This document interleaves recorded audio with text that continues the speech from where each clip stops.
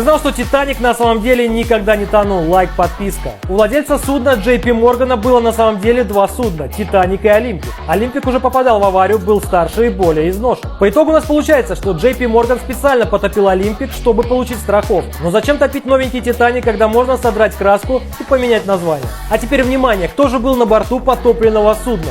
Все конкуренты JP Morgan. И конечно же из них никто не выжил, но угадайте, кого не было на лодке. Конечно же самого JP Morgan, но что самое интересное, он планировал плыть и отменил свою поездку за несколько часов до отплытия. На судне также был парень, который выжил, его последними словами на смертном одре были: «Титаник никогда не тонул», это был Олимпик. Ну и добавил, что если бы он об этом сказал раньше, то с ним что-то бы случилось.